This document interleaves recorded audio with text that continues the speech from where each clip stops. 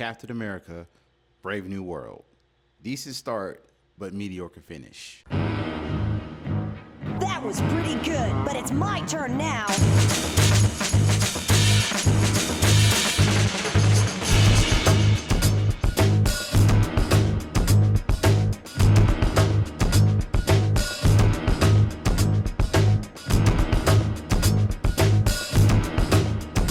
Captain America, Brave New World is the 35th film in the MCU and a continuation of the Falcon and the Winter Soldier Disney Plus series.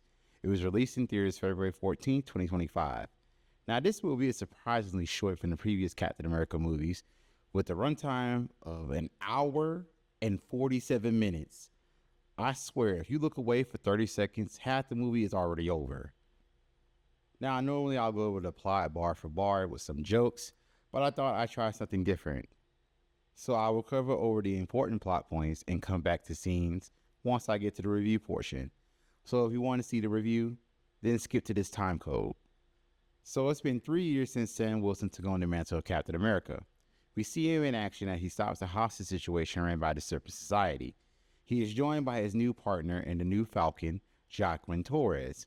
Sam meets with President Thaddeus Thunderbolt Ross and wants to make amends of their rocky history and restart the Avengers. Ross introduces the Celestial Island from that bad Eternals movie, and it has a new metal, stronger than vibranium, adamantium. This was all interrupted once Isaiah Bradley attacks Ross. Remember Isaiah for the review. Anyway, Sam goes off to find out who is really behind this and free Isaiah. He is then attacked by the Serpent Society's leader, Seth Faulkner, but Sam easily defeats him. Sam finds out that Samuel Stearns, aka the leader, even though he's not called that in this movie at all, unless I missed something, it's behind everything by using mind control technology from audio waves and from phone flashes. Stern reveals to Sam that Ross knows that Isaiah is innocent and Stearns has been held captive for over 16 years. Sam later confronts Ross and reveals that he made a deal with Stearns to keep Ross's heart from failing. More on this in a bit. Anyway, Sam and Jacqueline fend off more mind control soldiers in the air. However, Jacqueline was mortally wounded. Sometime after, Stearns meets with Sam to turn himself in, but not without letting the world know that Ross has not changed and outed Ross's transgressions to the world. This made Ross go past his breaking point and transform into Red Hulk and attack the White House. Sam gets there in time and receives a grand ass whooping from Red Hulk, and the only way for Sam to beat him is from the power of pleasant memories. Who in the hell left the gate open? But why? What? What the fuck? Fuck you. I'm gonna get my gun. Anyway, Isaiah is released from prison while Ross is put in the Raft super prison of his own terms. He then reconciles with his estranged daughter, Betty Ross. The movie oddly ends with Jacqueline fully recovering. In the only and worst post-credit scene to date, Sam meets with Stearns again and is warned that Sam will have to fight for his world against other worlds, hinting of Avengers Doomsday and Avengers Secret Wars. Now, I noticed that many movies franchises suffer from their fourth outing, like Thor: Love and Thunder, Shrek: The Final Chapter, Lethal Weapon 4, Batman and Robin. Well, you get the point. One thing I can say about this movie is that it kept to the political thriller theme for the other Captain America movies. There wasn't a lot of MCU projects that explored the world after Endgame and post-Blip. We mainly got filler stories that had isolated events. If it did, it was explained very briefly. The only thing that was addressed majorly was how the Sokovia Accords were repealed. But I believe more will be explored in the street levels when Daredevil Born Again premieres in March. In Brave New World, we do get some follow-up from the aftermath of the Eternals and the introduction of adamantium. Since the X-Men will be introduced soon, will it be a Wolverine origin to where he got his adamantium claws from the body of the Celestial? And mind you, this takes place in the present day, so that means Wolverine will be getting his claws in the 21st century. So how would that story work out? I don't know. I just think that by the time Secret Wars concludes, I figured that the soft reboot will fix all of the MCU's problems to make it seem that the X-Men were always there, and that Celestial body will not be the center of adamantium going forward. Also, I forgot it is stated that Japan has the only sample of adamantium, so will it be stolen again, or will the US government will mass mine some of their own? We will have to wait and find out. We only had a few cameos in this film. First was Bucky, the Winter Soldier. I read that he wasn't going to be in the film due to his film that he will be in the Thunderbolts, which will be in theaters May of 2025. But in this movie, he came along in Sam's low moment when Jackson got hurt. That was nice and all.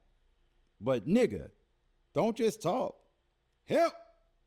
The next one is Betty Ross from the Incredible Hulk film back in 2008. But no one cared about that. I'm sorry, nobody cared about it. I mean, at least I didn't care about it. Another thing I liked from this film is that Sam was not put off to the side and was not overcrowded by a pandering agenda.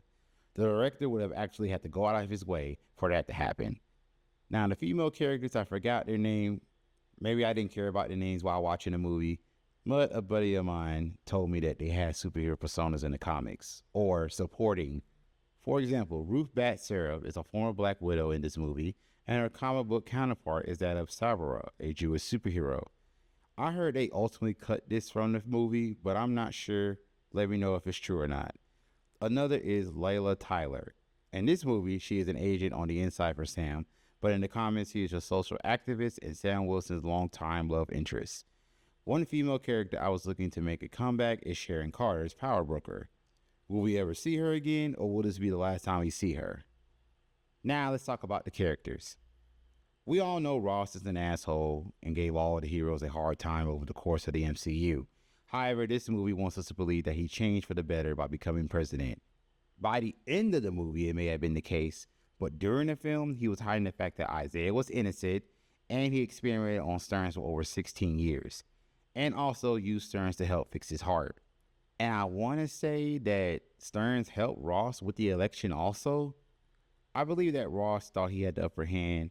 However, it was revealed that Stearns was exposing Ross to gamma radiation for years, which finally turning Ross into the Red Hulk. Now, Ross has the same powers as Bruce Banner's Hulk, but I think he has some additional powers in this movie. I don't know, I think he can create fire or something like that. I don't know, I didn't see it. Maybe I need to watch the movie again. Ross could have easily killed Sam, however, he was calmed down and brought back to normal. Ross opted to put himself in the raft to keep himself from endangering the public. You know, for years, he wanted to catch Bruce and have him in one of those cages, but in the end, he ended up in that same cage. By the end of the movie, it wants to show us that he's trying to change for the better. Me personally, I still don't trust him. Stearns makes his MCU return after 16 years of being MIA. You kind of want to feel bad for him that he was trying to help Banner back then and was caught in the crossfire and wanted to be cured, but Ross had other plans. See, the gamma radiation exposure made his intellect skyrocket past genius level. He can now manipulate everyone around him based on every probability that he predicts. However, his character fails with this ability was that he didn't count on Sam finding him out. I'm gonna get my gun. Oh, that's the only thing that he has, is that he's really smart. Aside from that, he's pretty much weak as hell. If there's a comic version to where he's more powerful, then I'm sorry. Please feel free to go off of me in the comments. He was put in the raft along with Ross, but he knows that the events of Avengers Doomsday and Avengers Secret Wars is going to happen soon. But the post-credit scene did not elaborate more than we already know. The post-credit scene could have him been broken out by Dr. Doom or a version of Kang to help them out with their plans. I don't know, something better than what we got. So I can't defend this post-credit scene. But it is a probability that Stearns will return. Hopefully not decades later. Also, quick side note, my mutual SSJ Namikaze found out that Stearns was supposed to predict a potential MCU film called War Hulk, but it was later scrapped. Moving on. Joaquin, the new Falcon, was annoying. He wasn't as annoying from Falcon and the Winter Soldier. That's because the character wasn't seen that much. He's the guy in the chair with the perk that he's out in the field also. He doesn't bump hands with Sam due to the fact that he wants to be in the field every chance he gets. But other than that, he's an annoying character. I don't care. Fight me. Sam has leveled up since the Falcon and the Winter Soldier. Remember in the show, he was a veteran, an Avenger, and potentially the next Captain America. However, he couldn't even get along. Also from the show, he met Isaiah Bradley, another super soldier that was treated less than fairly, unlike his counterpart, Steve Rogers, when he was injected with recreating the serum and had proved a success. They locked him up and experimented on him for 30 years until he escaped. During the show, he didn't want Sam to be Captain America because of two things. One, America will never let a black man be Captain America. Number two, if they do, no self-respecting black man should ever take up the mantle. Sam's dilemma was to prove America and Isaiah wrong. He helped Isaiah get his freedom by pulling some strings to get him recognized. Now, in the movie, he trained Sam. And the reason why I'm tying Isaiah and Sam together is that Isaiah didn't have much to do after he was framed. He was in jail up until the end of the movie. Sam made it his mission to get him out, because if he didn't do it in a timely manner, I believe that Sam would never see Isaiah again. Sam had struggles when it came to fighting enemies due to him not having any super soldier serum in him, especially the Red Hulk. But other than that, he was kicking ass, and that was due from the training from a super soldier. But other than those struggles, he had to prove that he deserved to be Captain America. Now, I didn't see that struggle as much other than from Ross, but I feel like Ross alone is enough to make Sam want to doubt himself being Captain America. He proves that every day by risking his life for the better world, and doesn't mind doing it for a friend that has once been discriminated against by the color of his skin. Now, by no means, and we all know that he can't go toe-to-toe with the Hulk. He was mainly evading the entire time. And I get Talk No Jutsu was lame as hell, but it was due to reshoots. I don't know if the Green Hulk was supposed to fight Red Hulk, but I feel that we will never see a fight like that, ever. Now, I have different reservations on Sam dealing with Hulk villains without the Hulk actually being present. It naturally divides the audience. Another part of me doesn't want to be bothered by him having different Hulk villains, because it happens all the time in comics. There were times that Dr. Doom fought Black Panther, and he was a Fantastic Four villain. And the last opinion I feel is that this is just the first real test by dealing with MCU leftovers. However, I feel like Seth Volkner will be Sam's villain going forward, due to Volkner being locked up at the end of the movie. But did he go to the raft or regular prison?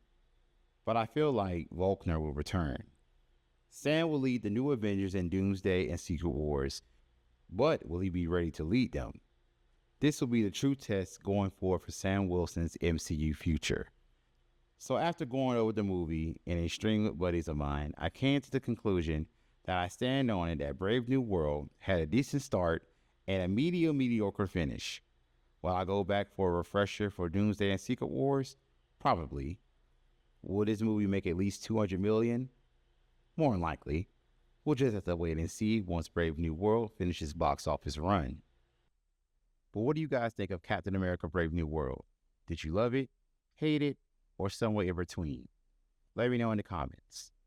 That's all for today. Thank you guys for watching. Don't forget to like, subscribe, and share. And I will catch you all next time.